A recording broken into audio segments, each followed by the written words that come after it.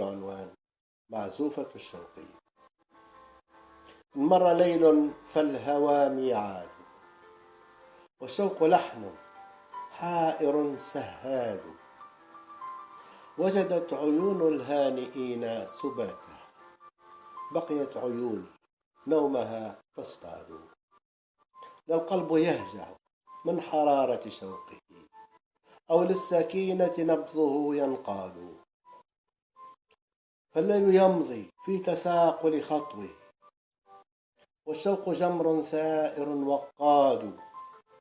ما اخترت عشقا أو سلكت دروبه، لكنها الأقدار والمرصاد، عصفت بروحي باقة من عطرها، فانزاحت الأقفال والأوتاد، وهوى سحيقا عالم أحيا به، فيه التقى الأغراب والأضداد. عصفت بروحي باقة من عطرها، فانزاحت الأقفال والأوتاد، وهوى سحيقا عالم أحيا به، فيه التقى الأغراب والأضداد. فيه المشاعر بات ينعى حظها، فيه الرتابة والشقى المعتاد، فتحت عيني واحتضنت عيونها،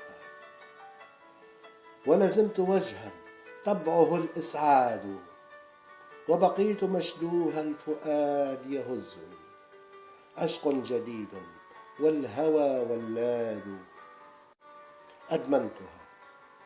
أدمنتها وقبعت في محرابها، وارتدت ما يرتاده العباد، وكتبت في أوصافها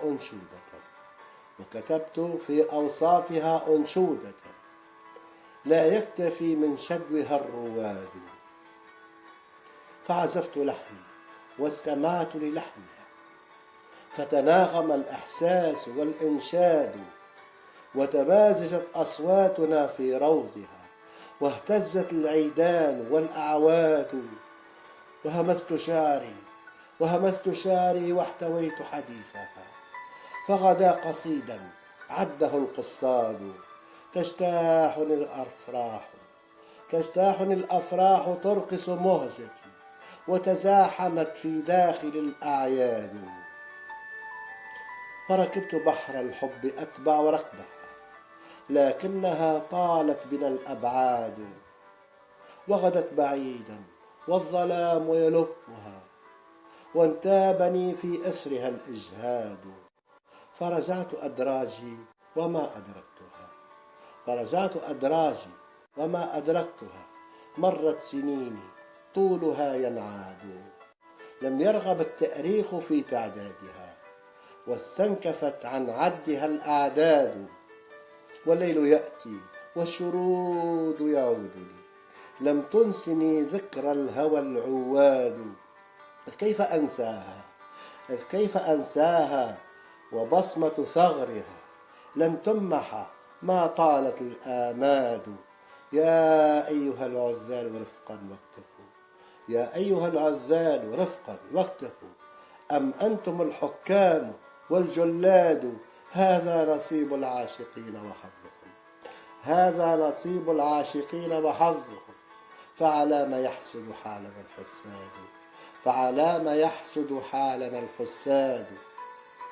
شكرا لكم. تحياتي، الشاعر التونسي حبيب